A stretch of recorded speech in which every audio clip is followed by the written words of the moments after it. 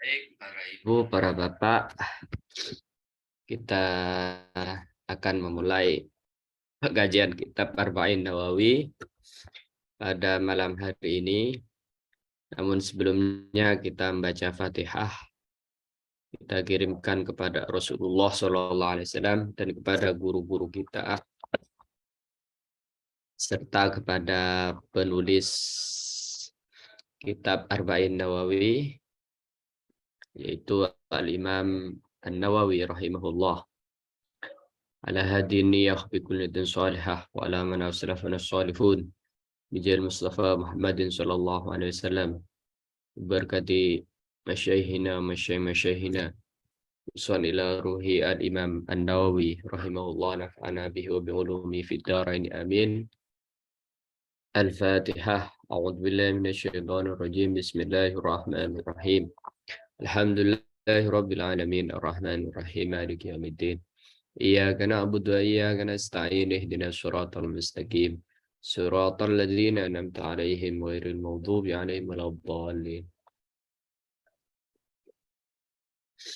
Alhamdulillahi rabbil alamin wassalatu wassalamu ala asyrafil anbiya'i wal mursalin Sayyidina Muhammadin wa ala alihi wa sahbihi ajma'in, amma ba'du. Hadirin jamaah pengajian rutin rahimakumullah.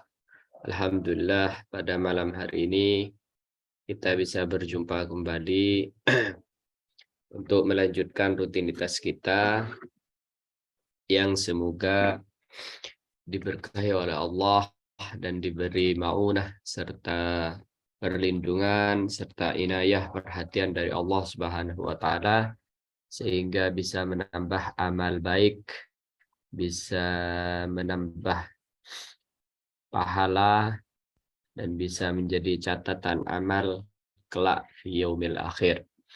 Para ibu, kalau ada ustadz mungkin atau para bapak yang dirahmati oleh Allah, pada malam hari ini kita akan membaca hadis yang ke-18, yaitu hadis tentang akhlak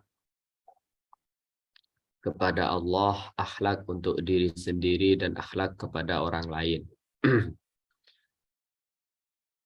Wabisanadin muttasilin ila al-imam An-Nawawi rahimahullah nafa'ana bihi wa bi'ulumi fid darain amin ila qawli an Abi Dzarrin Jundub bin Junadah wa Abi Abdurrahman Mu'adz bin Jabal radhiyallahu ta'ala anhuma an Rasulillah sallallahu alaihi wasallam qala. Jadi hadis ke-18 ini diriwayatkan oleh Abi Dzar.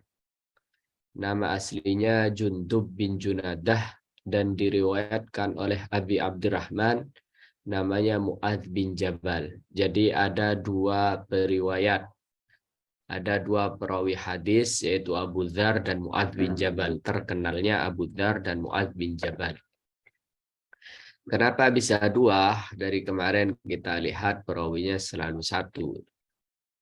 Kata sahabat bisa jadi memang dua-duanya hadir di lokasi ketika Nabi mengucapkan ini, atau kedua-duanya saling meriwayatkan. Abu Dzar mengambil dari Mu'adz bin Jabal atau sebaliknya Mu'adz bin Jabal mengambil dari Abu Dzar. Nah, seperti biasa kita akan membahas profil kedua sahabat tersebut.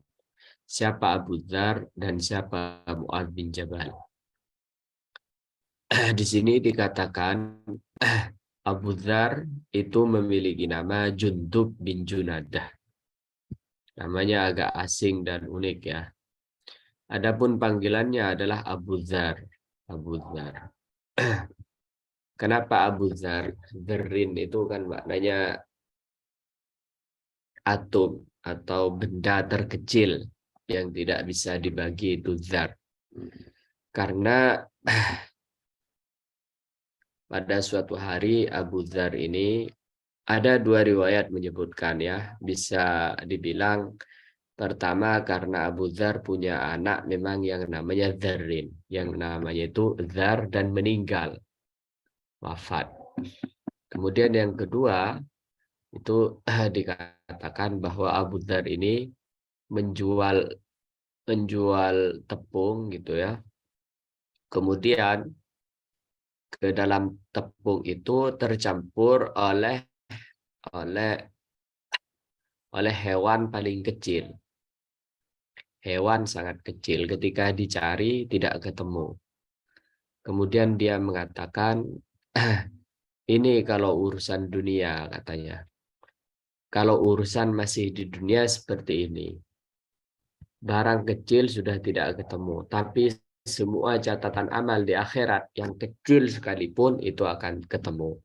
Sehingga Abu Dzar ini kemudian dijuluki dengan atau dipanggil dengan Abu Dzar. Karena beliau itu terkenal sangat mempertimbangkan amal sekecil apapun. فَمَنْ يَعْمَلْ مِثْقَالَ ذَرَّةٍ خَيْرًا يَرَهُ وَمَنْ يَعْمَلْ مِثْقَالَ ذَرَّةٍ شَرًّا يَرَهُ. Itu adalah ayat di dalam Al-Quran. Barang siapa yang beramal kebaikan, maka Allah melihatnya, dan barang siapa yang membuat keburukan sekecil dzarrah, sekecil atom. Atom itu adalah benda yang sudah tidak mungkin dibagi lagi, maka Allah melihatnya. Jadi seluruh amal perbuatan kita itu dilihat oleh Allah, dicatat oleh para malaikat.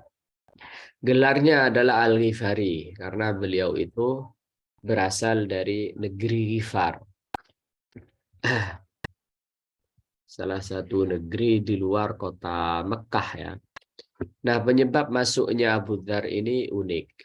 Setelah beliau mendengar bahwa di kota Mekah ada nabi, ada orang yang mengaku nabi, maka dia mengutus saudaranya yaitu Unais Al-Ghifari untuk mencari tahu ciri-ciri nabi.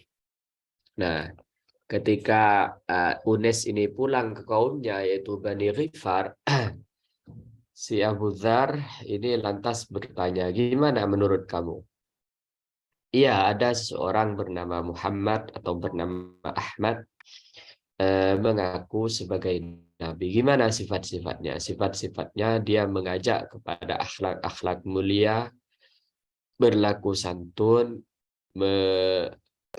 menjalin tali silaturahim, bersedekah, dan lain sebagainya. Terus ternyata kaumnya itu malah mengolok-olok dia, mengusir dia, dan membencinya.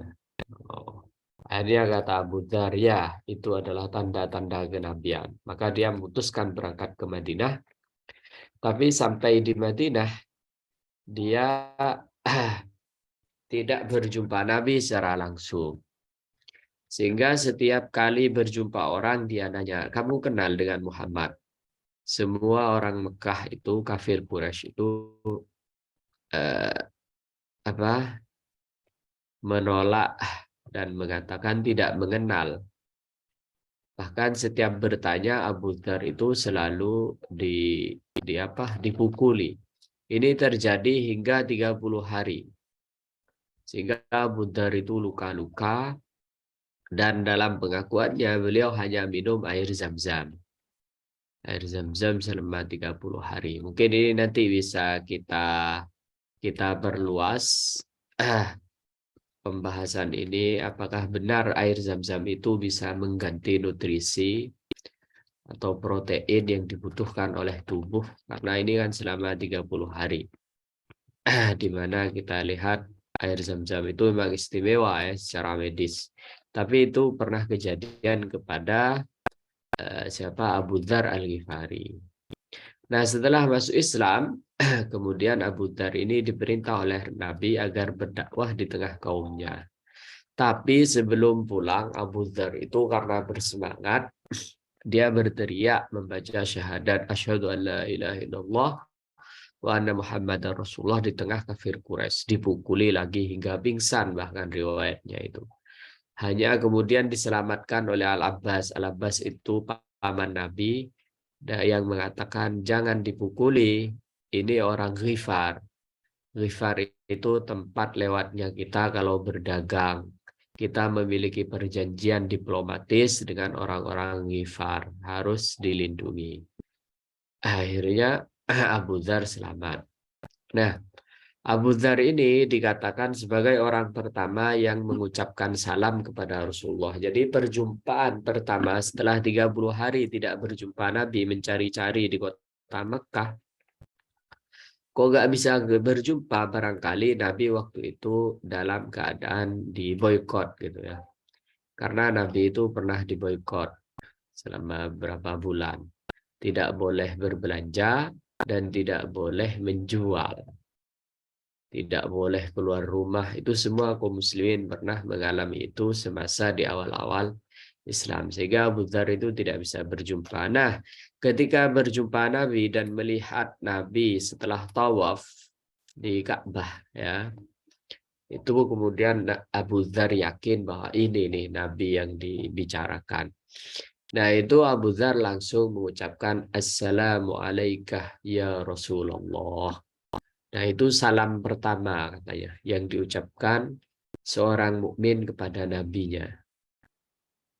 Dijawab oleh Rasulullah, Waalaikumsalam. Man antah? Siapa kamu? Saya Jundub bin Junadah. Saya Bani Ghifar. Oh iya. Dia seperti itu. Kemudian Abu Dzar ini disebutkan sebagai simbol kezuhudan, simbol sifat zuhud ya. Dia itu sangat zuhud. Zuhud itu maknanya lari dari dunia. Lari dari dunia, dan zuhudnya Abu Dzar itu termasuk zuhud yang ekstrim ya. Karena zuhud itu bermacam-macam sebenarnya prakteknya. Nah, zuhud ala Abu Dzar ini sangat ekstrim. Beliau berpandangan apapun yang lebih dari kebutuhan sehari semalam maka tak boleh disimpan, itu Abu Dzar. Sehingga dia pernah diuji oleh Muawiyah. Waktu itu Muawiyah sudah menjadi khalifah ya setelah Sayyidina Ali wafat. Dia dikirimi 1000 dinar dan dihabiskan dalam sehari oleh Abu Dzar untuk sedekah. Akhirnya dicoba sama Sayyidina Muawiyah. Karena dicoba ya diminta lagi, mana 10 dinar itu? Saya salah memberikan, itu sebenarnya tidak boleh diberikan ke kamu. Salah orang saya. Kata Abu Dzar, ya habis.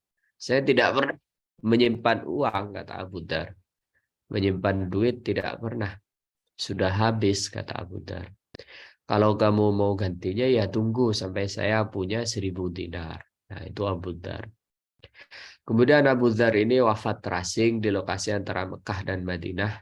Bahkan kabarnya tidak cukup kain untuk mengkafaninya sehingga datang Abdullah bin Mas'ud. Kemudian dikafani dan disolati. Tapi kematian Abu Dzar yang terasing itu memang sudah diprediksi oleh Nabi, sudah di di apa dibilang oleh Rasulullah kepada beberapa sahabat bahwa di antara kalian ada seseorang yang hidup terasing dan mati terasing. Asya ghariban wa mata ghariban. Nah, itu Abu Dzar. Sehingga ketika istrinya sedih, menangis, tidak ada orang ketika Abu Dzar ini sakit parah, itu istrinya dibilang jangan menangis. Ini adalah sabda Rasulullah bahwa dulu saya pernah ngumpul dengan Rasulullah dan beberapa sahabat, dan Rasulullah bilang bahwa di antara kalian ada yang akan hidup hidup terasing dan eh, hidup terasing dan mati terasing. Nah, itu mungkin saya, kata Abu Dzar. Sehingga Abu Dzar ini memang hidupnya sangat menyendiri gitu ya, karena kezuhudannya itu mungkin. Tapi meskipun demikian, Abu Dzar itu pernah diangkat sebagai amir, sebagai ya semacam bupati gitu ya di sebuah daerah kecil di Syam, di Syria sekarang. Nah, itu gaya memimpinnya pun tidak berubah. Abu Dzar tetap mengendarai keledainya. Kalau kita tahu keledai itu ya semacam mobil paling murah lah kalau di masa sekarang. Dan hanya membawa sangu, tongkat di kanan, dan satu roti di sebelah kiri. Nah, Abu Dzar Al-Ghifari itu berhasil mengislamkan keluarganya dan sebagian besar Bani Ghifar, yaitu kabilahnya Abu Dzar. Itu Abu Dzar Al-Ghifari. Kemudian kita lihat profil kedua, yaitu Mu'adz bin Jabal. Mu'adz bin Jabal itu panggilannya adalah Abu Abdurrahman. Mu'adz bin Jabal. Masuk Islam di umur 18 tahun. Nah, jadi beliau masuk Islamnya amat sangat muda, umur 18. Dan beliau yang pernah dibonceng oleh Rasulullah di untanya. Jadi dibonceng di belakang. Jarang-jarang kan seseorang dibonceng oleh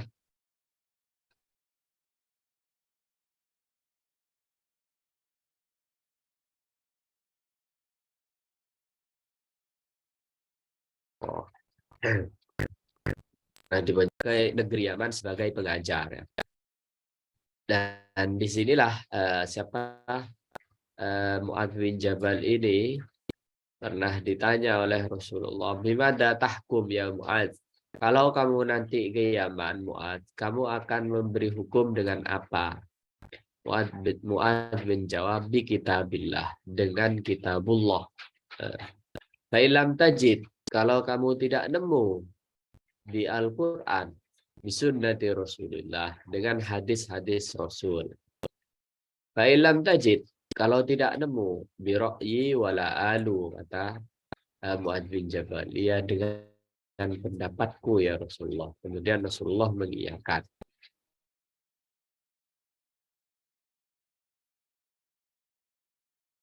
Berpendapat di dalam agama itu mendapat pembenaran.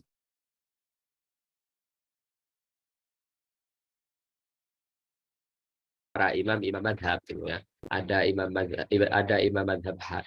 madhabnya Abu Hanifah, Imam Abu Hanifah, ada Imam Malik, ada Imam Syafi'i, dan ada Imam Ahmad bin Hanbal.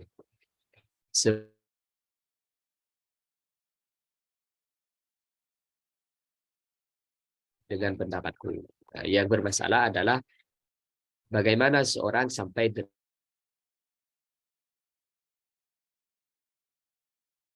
yang harus di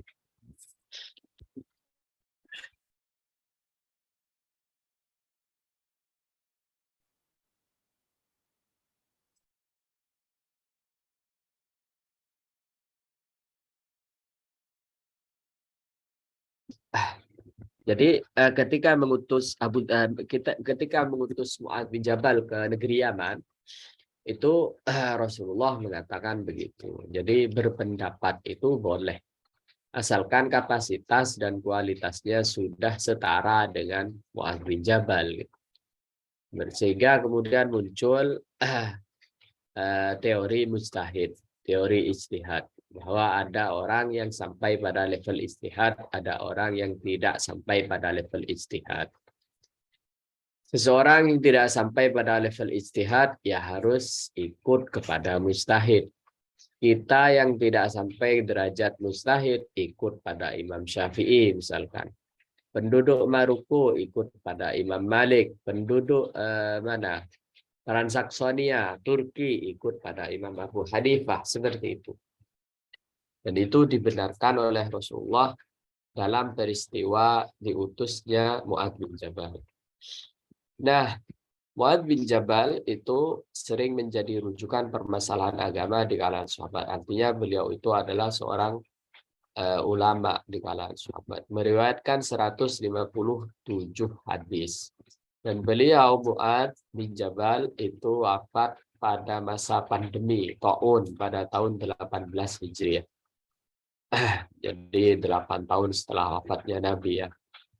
Itu Mu'adz bin Jabal. Baik, kita kembali ke redaksi Arba'in Nawawi. Kita sudah mengenal siapa itu Abu Dzar Al-Ghifari dan siapa itu Mu'adz bin Jabal. An Rasulillah sallallahu alaihi wasallam, diriwayatkan dari Rasulullah sallallahu alaihi wasallam qala, Nabi bersabda, Ittaqillah haitsuma kuntah.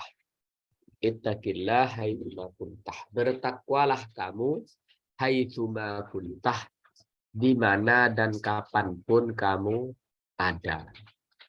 Jadi haitsu itu memiliki makna di mana dan kapanpun. Artinya bertakwa kepada Allah itu tidak dibatasi oleh waktu, tidak dibatasi oleh ruang, tempat. Bertakwa kepada Allah tidak hanya di waktu puasa saja. Bertakwa kepada Allah tidak hanya di bulan Ramadan saja. Bertakwa kepada Allah tidak hanya ketika di masjid. Bertakwa kepada Allah tidak hanya di depan Ka'bah saja. Tapi bertakwa pada Allah itu bisa di kantor, bisa di ladang, di sawah, bisa di dalam pasar, itu bertakwa. Makanya takwa itu kalau ditanya apa takwa itu? Imtisalul awamir wa ijtinabun nawahi. Melaksanakan perintah dan menjauhi larangan itu adalah bertakwa. Dan bertakwa itu tidak mengenal tempat, tidak mengenal waktu.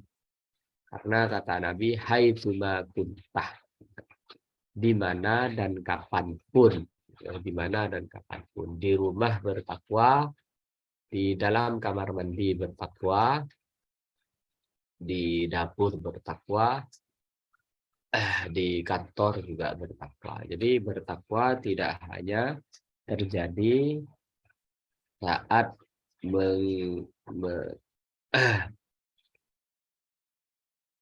memasang sejadah ya untuk sholat, tidak. Tapi haitsuma kuntah. Dan fadilah bertakwa, imtisalul awamir wa ijtinabun nawahi.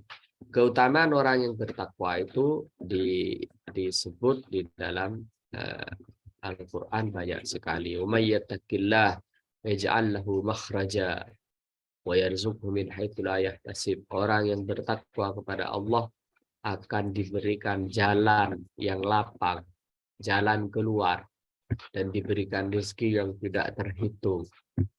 Banyak umay yattaqillah, ittaqullah, ittaqullah. Banyak ayat-ayat yang menjelaskan tentang takwa kepada Allah. Jadi fadilahnya bertakwa itu sangat banyak. Di antaranya ya dicintai Allah yang jelas. Innallaha yuhibbul muttaqin. Itu ya yang pertama. Ini akhlak kita kepada Allah yaitu bertakwa di mana dan kapanpun engkau berada. Kemudian dawuh Nabi, sabda Nabi, wa'adbi as-sayyi'atal hasanata tamhuha. Wa'adbi, dan ikutilah as-sayyi'atah, keburukan, al-hasanatah, dengan kebaikan. Tamhuha, maka yang baik itu akan menghapus yang buruk. Nah, kalau berbuat buruk, maka selalu ikuti dengan kebaikan. Maka kebaikan tersebut akan menghapusnya, seperti itu. Jangan menunggu. Banyak orang menunggu kan. Kenapa kamu belum tobat? Oh, saya belum berumur 40. Kenapa kamu belum bertobat? Saya masih muda. Tidak.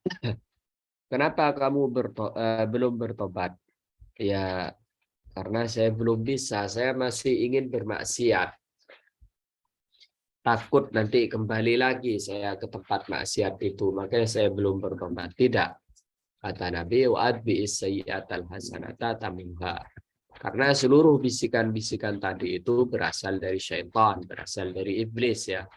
Iblis memang suka menunda-nunda kebaikan. Untuk bertobat tidak perlu menunggu baik gitu ya. Wa'atbi'is sayyi'atal hasanatah tamhuha. Itu kata Rasulullah SAW. Dan ikutilah perbuatan buruk dengan perbuatan yang baik tamuha, maka perbuatan yang baik itu akan menghapus yang buruk begitu. Makanya ada seorang sahabat, saya lupa namanya, dia apa namanya, terpesona oleh seorang perempuan kemudian menciumnya, tapi tidak sampai terjadi zina. Kemudian dia melaporkan diri kepada Rasulullah. Itu oleh Nabi dikatakan kalau dosamu hanya begitu gitu ya. Maksudnya kamu hanya mencium saja, maka sekarang kata Rasulullah kamu ambil wudhu kemudian sholatlah 2 rakaat.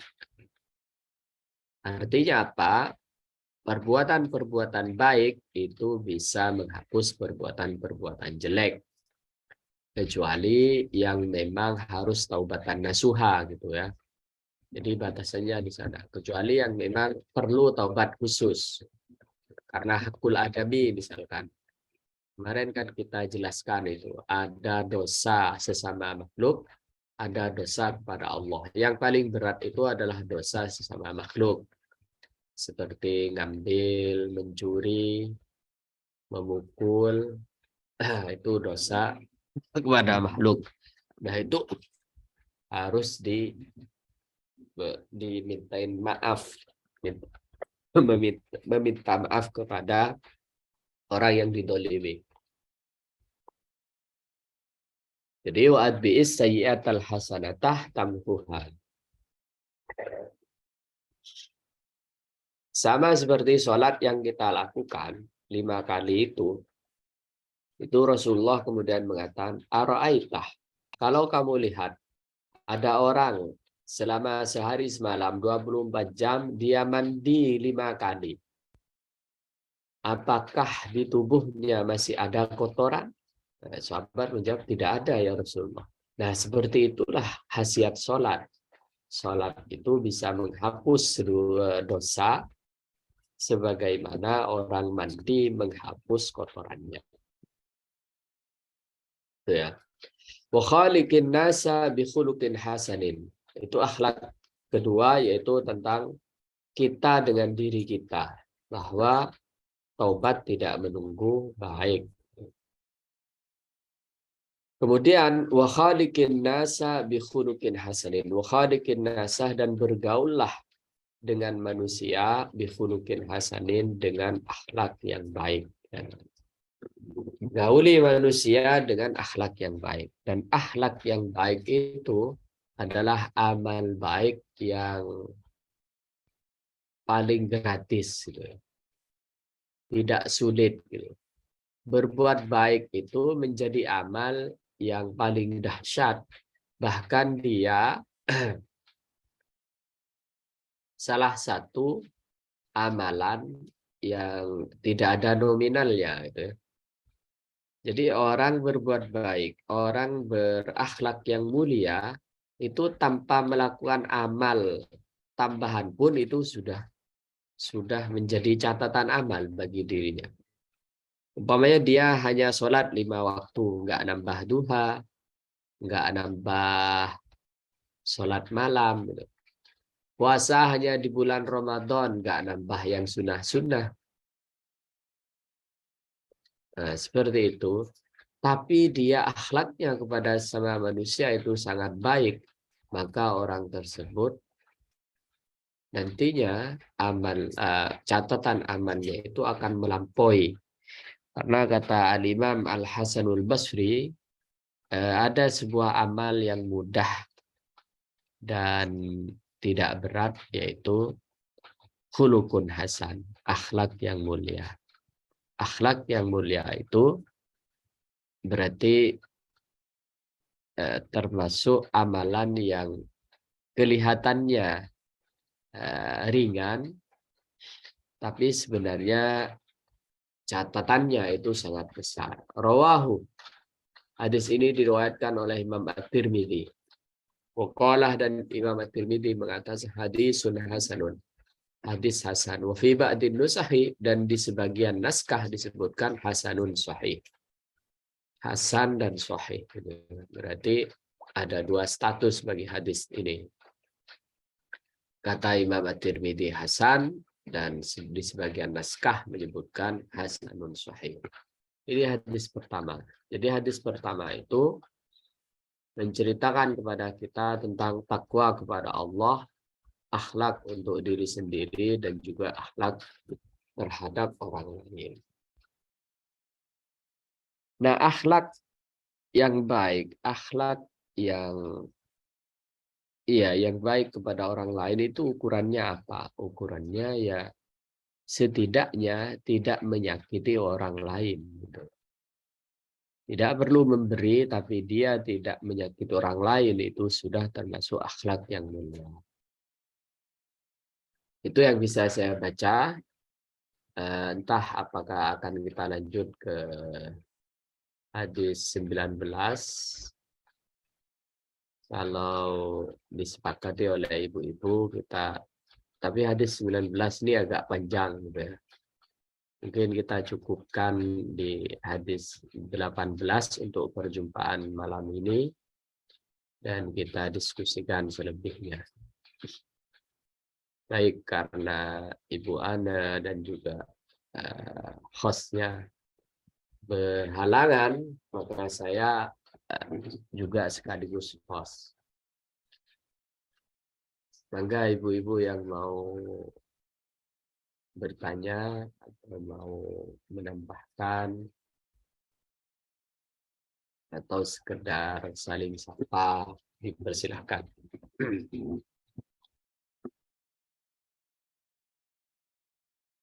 Assalamualaikum Ustadz. Mau tanya. Waalaikumsalam. Kalau orang tersebut merasa dirinya baik, itu boleh nggak Ustadz? Saya baik gitu. Itu aja sih Ustadz pertanyaannya. Baik Ibu Hadiati. Jadi merasa baik itu dalam pengertian gimana ya? Nggak tahu, pokoknya orang tersebut bilangnya ya dia baik gitu. Maksudnya baik itu ya baik semuanya gitu Ustadz. Penilaian pribadi itu sifatnya subjektif gitu ya. Artinya bisa benar, bisa salah seperti itu. Maka penilaian orang lain itu menjadi penting gitu dalam beberapa hal, sehingga pengakuan kita itu tidak menjadi pengakuan yang sebelah pihak. Bahkan di dalam Islam itu penilaian orang lain itu dianggap pembenar di mata Allah gitu ya. Jadi apa yang dinilai baik oleh kaum muslimin, maka baik pula di hadapan Allah. Sampai ada hadis berbunyi begitu itu. Bahkan ketika kita, maaf, misalkan ada jenazah gitu ya, itu kan biasa kiainya meminta persaksian. Saya meminta persaksian apakah si fulan atau fulanah ini orang baik kan ada seperti itu. Itu memang dianggap penting Ibu. Karena pembenar dari orang lain itu di dalam syariat berarti juga pembenar dari Allah gitu. Sehingga menganggap diri baik itu belum cukup. Menganggap diri baik itu belum cukup. Dan bahkan itu lebih dekat ke arah riya gitu ya, pamer. Atau mungkin takabur.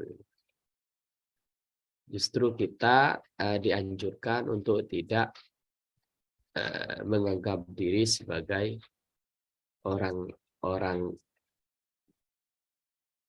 baik mungkin masih benar ya, tapi menganggap orang lain tidak baik itu mungkin yang salah gitu.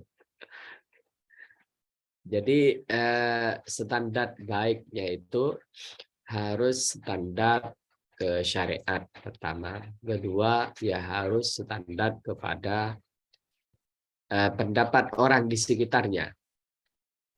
Tatkala orang di sekitarnya tidak merasa terganggu dengan perilaku dirinya, bahkan seringkali mendapatkan manfaat, bantuan, baik secara moral ataupun material, maka itu orang berarti baik. Nah, gitu. Kira-kira begitu, Ibu. Jadi tidak cukup merasa ataupun mengaku diri sudah baik, itu tidak cukup.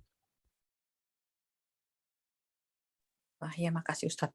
Terusnya Ustadz, kan Tapi kalau sebentar, tapi kalau dalam konteks tahadus bin nikmah, ya, tahadus bin nikmah itu mensyukuri nikmat, itu boleh-boleh saja sih.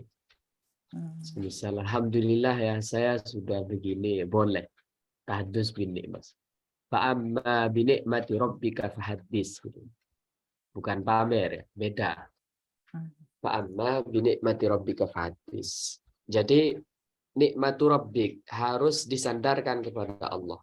Ya alhamdulillah ya Allah mengizinkan saya haji tahun sekian misalnya. Itu boleh. Dan dalam rangka mensyukuri. Bukan dalam rangka pamer. Beda. Baik, gimana yuk? Maaf saya potong tadi. Kalau misalnya ada yang memuji kita, kamu orangnya baik, gini, kita harus bagaimana itunya Ustadz, yang menghadapinya Ustadz. Katanya kan kalau kita dipuji orang kan suruh kita siram pakai pasir tuh. Masa ya sih orang puji kita pasir-pasir. Baik, gitu, itu yang ekstrim, Ibu. Yang reaksi yang ekstrim seperti itu. Yang ada di Ihya Ulumuddin itu ada. Jadi suruh siram pakai pasir. Tapi ada reaksi lain yang dicontohkan oleh beberapa tabi'in itu, termasuk Imam Abu Hanifah itu mengatakan, di dalam hati ya Allah la yudayyi dhannar. Semoga Allah tidak menyia-nyiakan pradugamu.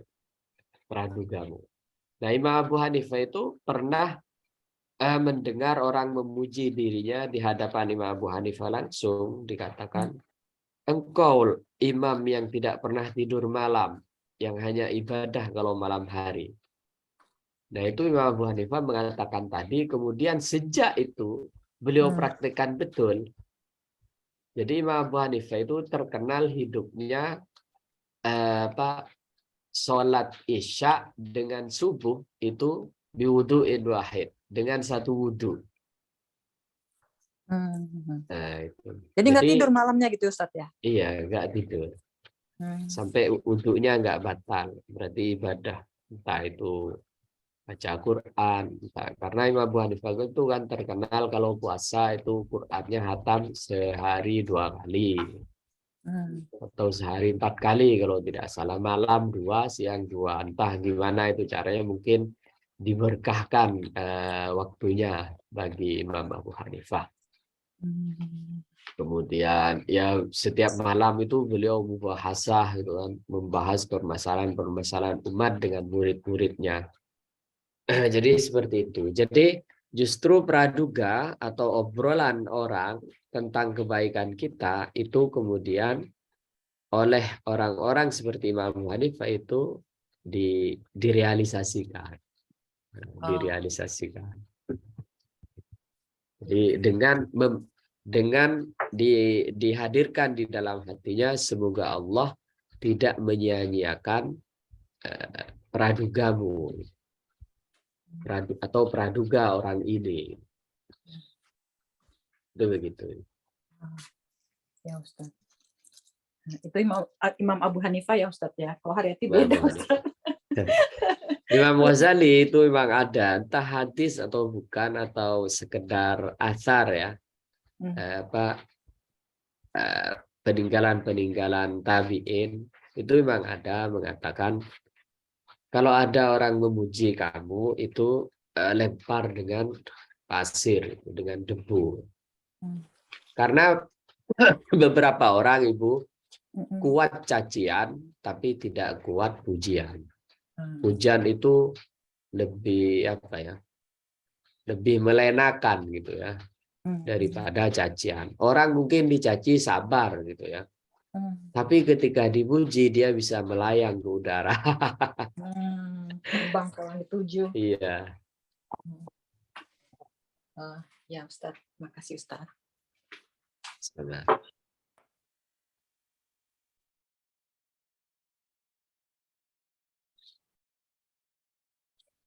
Jadi kalau dipuji balasannya apa? Itunya ucapannya. Terima kasih. Oh gitu. Alasannya terima kasih. Semoga Allah tidak menyia-nyiakan pradugamu, dugaanmu. Itu kalau jawaban Imam Abu Hanifah. Kemudian direalisasikan, Ibu. Siapa dulu dong gitu, enggak Ustaz ya? Enggak gitu. Yang ada innalillahi kalau saya. Jadi ngeri lah, udah wajar lah gue gitu. Iya itu mah. Kalau dipuji ya mungkin nunduk dan tafakur, Ibu. Ibu Rianti. Iya, masa saya begitu ya, kayak gitu. Iya betul Ustaz. Iya, mudah-mudahan seperti itu, seperti prasangkaanmu gitu ya. Amin, amin. Amin. Amin. Kalau di Imam Ghazali itu di Ihya memang mengatakan bahwa pujian itu lebih berbahaya daripada cacian. Pujian itu lebih berbahaya dari cacian. Tapi ya memuji itu boleh-boleh saja. Nabi sering memuji. Muji Mu'adz bin Jabal itu Nabi ada hadisnya khusus.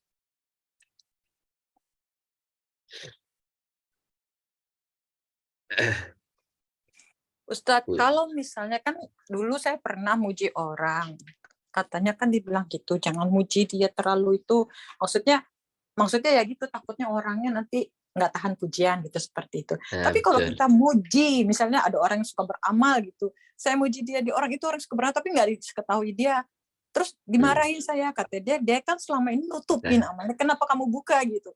Maksud saya itu bukan ke situ, jadi dia itu baik banget loh gitu loh, pengen orang tahu dia itu baik banget gitu loh Ustaz, tanpa pengetahuan dia itu boleh kita. Itu tidak salah, boleh saja kan. Pertama itu berangkat dari fakta gitu ya, kenyataan memang begitu. Kedua, kemudian dia ingin menutupi kebaikannya, itu hal lain. Mungkin waktunya terbuka amal baiknya dia dengan atau lantaran ibu. Enggak ada apa-apa. Apalagi agar bisa dicontoh.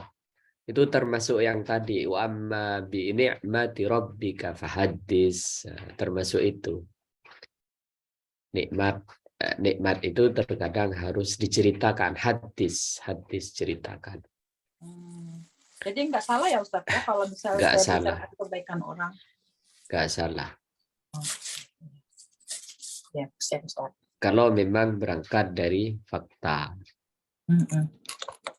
Fakta sih Ustaz. Iya.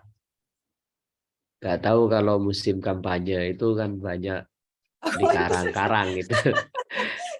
Kebaikannya banyak di karang-karang. Kalau itu perlu ditanyakan lagi. Kamu kenapa? Cuma ada maunya, Tat. Beda lagi. Modus itu. Modus. Betul, modus. Sengaja itu mah. Pada waktu itu aja. Jadi muji itu dibenarkan oleh agama gitu ya. Selama sesuai dengan fakta. Tidak melebih-lebihkan. sahabat memuji sahabat yang lain itu ya boleh. Saya lihat ya pujiannya Rasulullah kepada Mu'adz bin Jabal misalkan. Sebentar.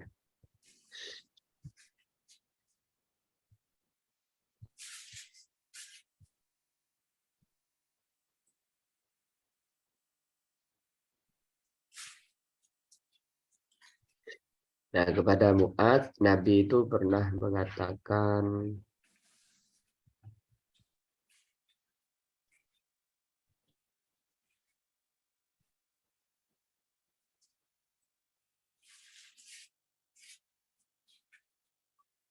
Sayyidina Umar pernah memuji Mu'adz begini, ajazatin nisa ayyalidna mithla Mu'adz, laula Mu'adz lahalaka Umar.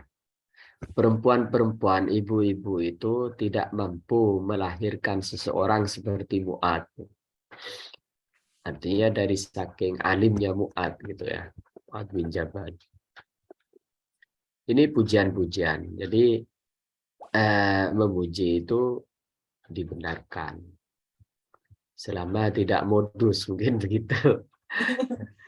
Atau modus boleh Ibu, asal modusnya agama ya. Modus agama bagaimana?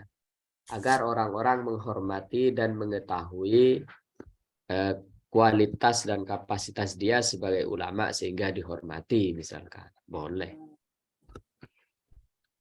Karena kan tidak kenal, tidak sayang, tidak kenal, tidak hormat.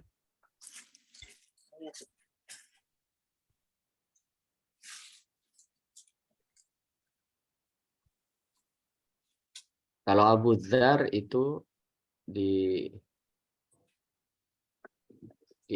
dibilang oleh Rasulullah asdaqun nasi lahjatan, orang yang paling benar dalam bicaranya. Jadi Abu Dzar itu terkenal bicara tanpa basa-basi. Bahkan Khalifah Muawiyah itu sering dinasihati di depan hidungnya. Oh. Iya. Tapi beliau memang tidak modus. Gak mau dunia kan kayak gitu. Gak mau jabatan. Gak punya kepentingan selain nasihat. Tapi Ustadz, katanya kan kita nggak boleh ngasih nasihat orang di depan orang banyak. Ya, Menghina ini itu namanya. ini kan beberapa metode. Jadi metode yang baik memang begitu. Memberi nasihat itu ya jangan di keramaian karena bisa menyinggung kan. Ya Ustadz, mau tanya itu juga. Jadi katanya kan saya pernah baca Ustadz, katanya kan seperti itu, tidak boleh menasihat di keramaian. Tapi ada yang bilang begini, sedangkan misalnya orang berbuat maksiat itu Ustadz, kan dia posting gitu apa maksiatnya. Terus kan ada yang dia ngasih nasihat, terus dibilang ditegur sama orang jangan gitu kan katanya. Terus kata dia bilang gini, orang itu berbuat maksiat aja di-upload segitu gitu, dibuka gitu. Masa iya saya ngasih nasihat nggak boleh, harus ditutup diam-diam gitu. Sedangkan yang ngelihat itu udah banyak maksiatnya. Itu gimana Ustaz?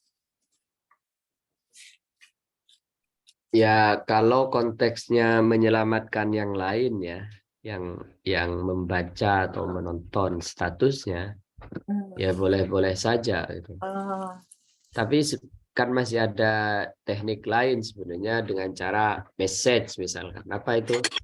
Kalau di Twitter DM ya. Kalau di mana? Di Instagram apa itu? Ya kira-kira begitu lah. Tetap aja harus diam-diam berarti Ustaz ya? Iya, dan saya pikir kewajiban ibu sebagai orang yang melihat mungkar itu sudah gugur gitu. Sudah gugur dengan cara men-DM dia, itu sudah gugur. Artinya ibu sudah dapat pahala dan sudah mengingatkan dia. Urusan dia kemudian semakin menjadi-jadi di mana? Di dalam di akunnya ya urusan dia dengan Allah. Terus kalau yang penonton yang lainnya seperti pengikutnya dia gitu, pemujanya dia itu gimana Ustaz? Iya aja gitu maksudnya, kita kan nggak mungkin DM satu-satu Ustaz.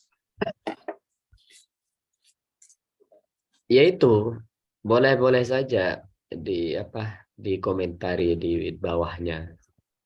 Asalkan tetap menjaga dengan qaulan layyina, dengan ucapan yang lemah lembut gitu. Seperti perintah Allah kepada Nabi Musa dan Harun untuk menemui Fir'aun. Wa qulu lahu qawlan layyina idhhaba ila fir'auna innahu tagha. Faqula lahu qawlan layyina la'allahu yatadhakkaru aw yakhsha. Ini coba. Ini metodenya Allah ya, yang diajarkan kepada Nabi Musa dan Nabi Harun. Wahai Musa dan Harun, idhhaba, pergilah kalian kedua ila fir'auna, menuju Fir'aun, innahu tagha. Orang itu sudah melampaui batas, mengaku Tuhan kan. Kurang mungkar apa itu. Wa qula lahu qawlan layyina, dan ucapkan dengan ucapan yang lembut, kata Allah. La'allahu yatadzakkaru aw yakhsha, barangkali dia bisa ingat atau takut. Firaun aja kita harus lembut ya Ustaz ya. Fir'aun aja disuruh begitu. Karena memang yang dibenci itu bukan Fir'aunnya, tapi maksiatnya, kemungkarannya.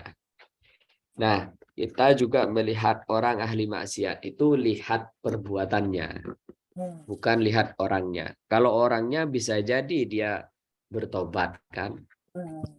Toh yang memberi hidayah bukan kita, bukan ucapan kita, bukan tulisan kita, tapi Allah semata. Hanya memang kebetulan berbarengan mungkin dengan ucapan kita, sehingga pengucap itu mendapatkan pahala berkat ucapan baiknya kepada orang tersebut. Dan pahalanya sangat besar, Ibu. Nahi mungkar itu. Pahalanya itu satu orang saja berhasil kamu cegah dia dari keburukan, itu lebih baik dari khumurin na'am, dari sedekah dengan humurin na'am itu dengan, kalau zaman sekarang ya mungkin mobil termewah. Humurin na'am itu kuda terbaik di zamannya, kuda termahal, disedekahkan. Nah, kita berhasil nahi mungkar, mencegah seorang dari keburukan, itu pahalanya seperti itu, Ibu.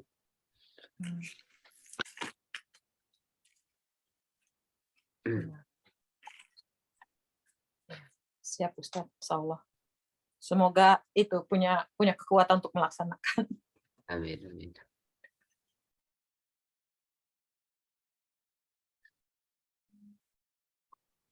Afwan Ustadz, boleh nanya Ustadz?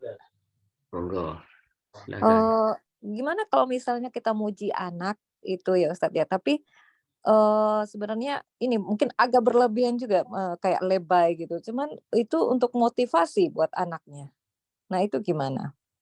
Anaknya juga senang dipuji. Kalau kita biasa datar aja, mereka kan nggak terlalu apa namanya. Tapi kalau dipuji melambung gitu jadi semangat gitu loh Ustadz.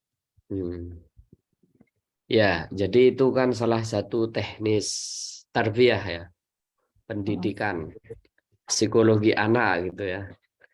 Memang anak itu tidak antara hukuman dan reward in punishment, apa istilahnya?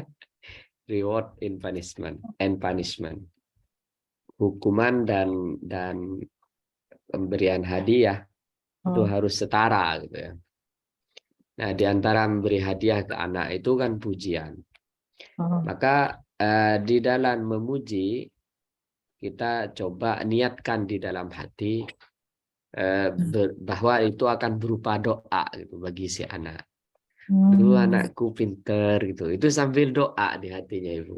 Jangan sekedar pujian-pujian di mulut gitu, hanya untuk menghibur dia gitu, jangan. Tapi niatkan doa. anakku yang baik gitu. Itu Jadi boleh. sambil di dalam hati, sambil di Iya, dalam hati gitu ya Ustadz ya. iya. Hmm. Karena itu kan secara psikologis Mm-mm. itu kan bermanfaat Hmm. untuk perkembangan anak. Walaupun agak lebay nggak apa-apa ya Ustadz ya. Ya enggak apa-apa. Kan Hmm. lebaynya itu berarti jadi doa juga. Doa itu sering lebay loh. Hmm. Bahkan suruh lebay kalau oleh Hmm. Rasulullah. Jadi ada seorang berdoa di masjid, di Masjid Nabawi, Masjidur Rasul. Ya Allah, masukkan saya ke Jannatul Ma'wa, surga ma'wa. Oleh Rasulullah dipanggil, kamu minta apa? Minta surga ma'wa ya Rasulullah. Kalau kamu minta itu, mintalah Al-Firdaus Al-A'la. Minta surga Firdaus. Minta surga tertinggi itu namanya surga Firdaus. Jangan ma'wa. Berarti kan Oh, iya. lebay. Oke. Ya, makasih banyak Ustadz. Jazakallahu khairan kasiran. Robi'ah Adawi itu sangat lebay, Bu. Bukan Robi'ah. Abu Nawas. Abu Nawas itu kan di syair yang kalau hari Jumat itu loh. Ilahi lastudil firdausi ahla wala aqwa ala naril jahim. Yang syair itu ya gimana? Orang merayu kan harus lebay kan. Merayu Allah pun harus lebay. Dan itu ada contoh-contohnya. Dicontohkan lah. Jadi memuji anak niatkan di hati sebagai doa. Ya Ustaz. Baik Ustaz, makasih banyak Ustaz. Jazakallahu khairan kasiran. Sama Bu Rika.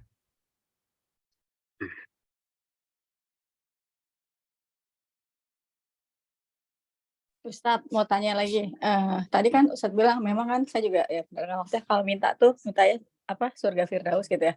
Tapi kalau doa kadang-kadang suka ini ya, tak maksudnya kayaknya pantas nggak sih gitu loh.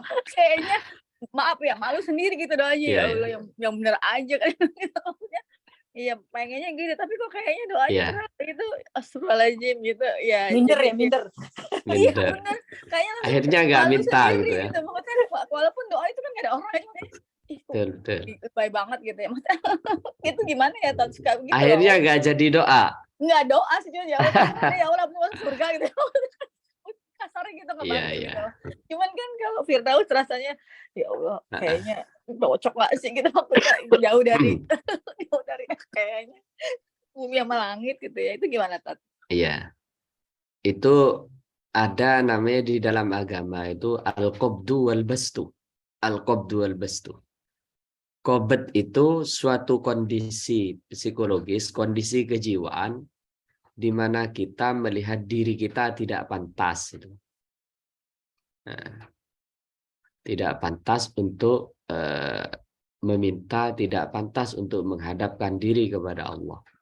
Sementara al-bastu itu sebaliknya. Kondisi kejiwaan di saat kita melihat rahmat Allah yang sangat luas. Gitu. Yang mengalahi langit dan bumi rahmatnya. Nah, seperti itu. Nah, ketika seseorang melihat seperti yang Ibu Rika tadi bilang ya, melihat dirinya tidak pantas, itu berarti dia di kondisi al-qabduh. Nah, dan itu juga terjadi kepada para ulama. Ada beberapa ulama itu yang nggak mau doa gitu. Ada. Karena dia berada di kondisi al-qabduh. Dia sedang merasa diri tidak pantas untuk meminta-minta kepada yang maha hak gitu. Yang maha kaya. Tapi di saat dia berada dalam kondisi al-bastu, nah, bastun itu maknanya kalau al-qabdu itu begini, menggenggam. Kalau al-bastu begini. Nah, tapi ketika dia berada dalam kondisi al-bastu, maka dia rayu Tuhannya sedemikian rupa sehingga keluarlah ungkapan-ungkapan atau doa-doa yang romantis bahkan gitu ya. Intim, sangat intim kepada Tuhannya. Nah, jadi sebenarnya dua kondisi ini sama-sama dibenarkan oleh agama gitu ya, baik kondisi al-qabdu maupun al-bastu. Yang penting melihatnya ke Allahnya, nah, gitu ya. Jadi memang itu kondisi yang terkadang tidak bisa ditolak gitu ya. Kondisi hati, kondisi jiwa. Kira-kira begitu Ibu Rika.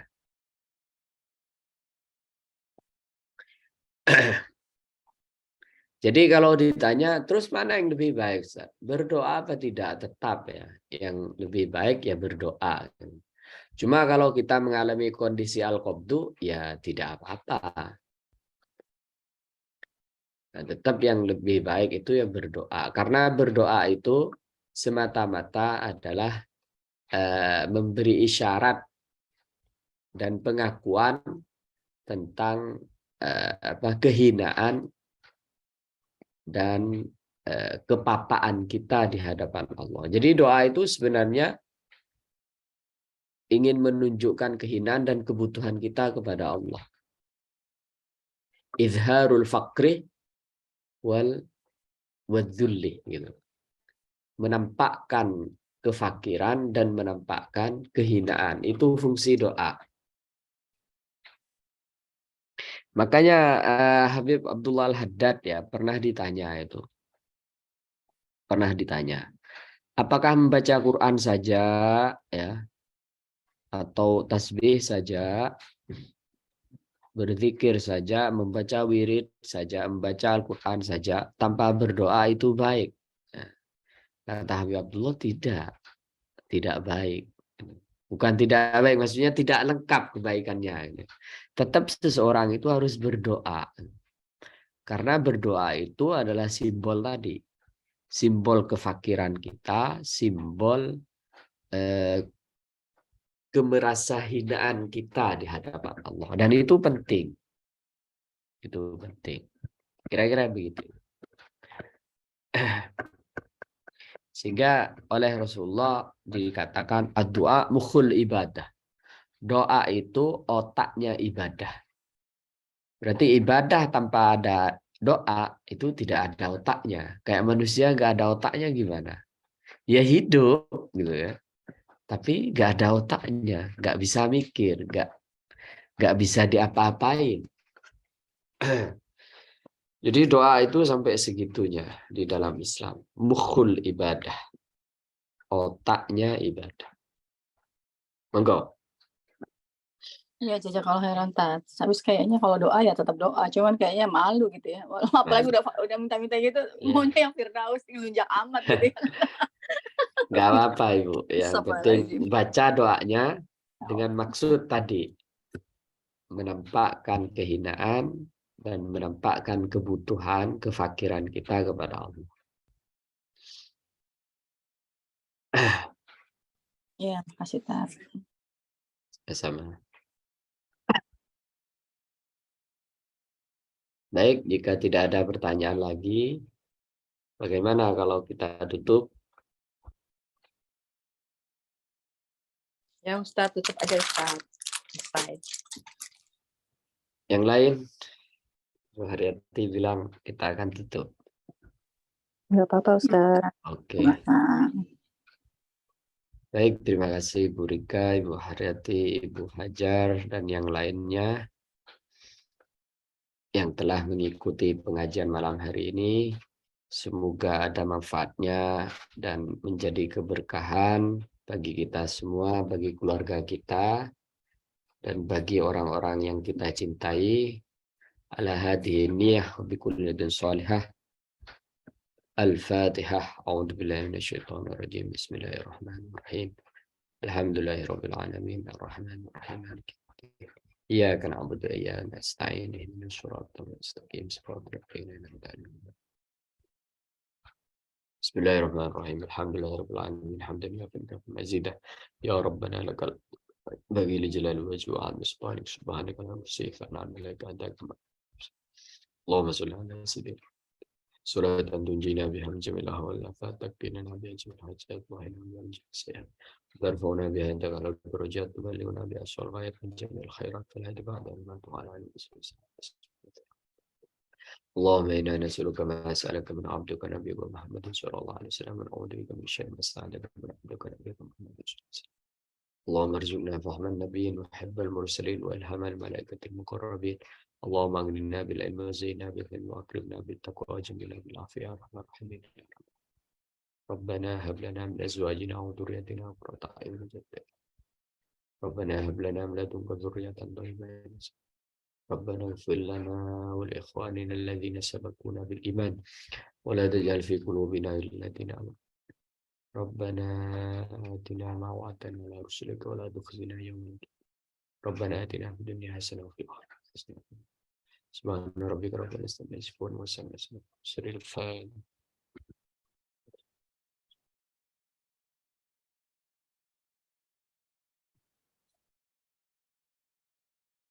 Baik, saya cukupkan. Kurang lebihnya mohon maaf.